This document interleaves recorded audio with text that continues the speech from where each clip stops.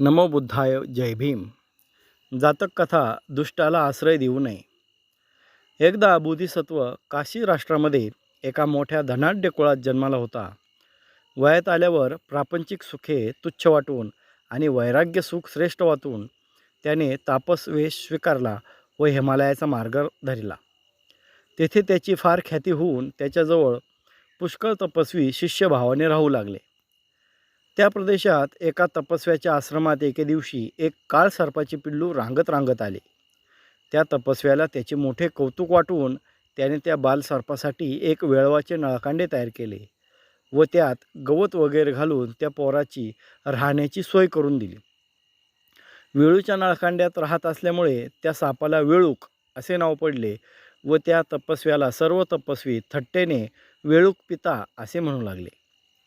बोधिसत्वाला हे वर्तमान समजल्यावर तो त्या तपस्व्याजवळ गेला आणि त्याने त्याच्या या कृत्याचा निषेध केला आणि म्हणाला, काल सर्पाबरोबर तू सहवास करतोस हे खरे आहे काय? तपस्वी म्हणाला, होय महाराज, ही गोष्ट खरी आहे. माझे त्याच्यावर फार प्रेम आहे. बोधिसत्व म्हणाला, भलत्यावर प्रेम करून त्याला आश्रय देणे हे मोठे धोक्याचे आहे. या सापाकडून तुझ्या जीविताला अंतराय घडला तर त्यात मला मुळीच आश्चर्य वाटणार नाही.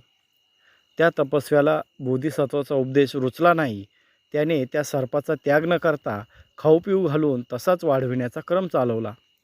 एके दिवशी त्या भागातील सर्व तपस्वी फळमुलाचा शोध लावण्यासाठी दूरच्या प्रदेशात गेले होते. तेथे चांगली फळे सापडल्यामुळे त्यांनी 2-3 दिवस मुक्काम केला.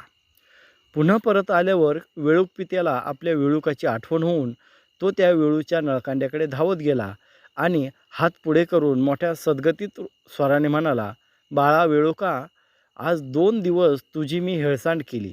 माझ्या वियोगाने तुला कितीतरी दुःख झाले असेल.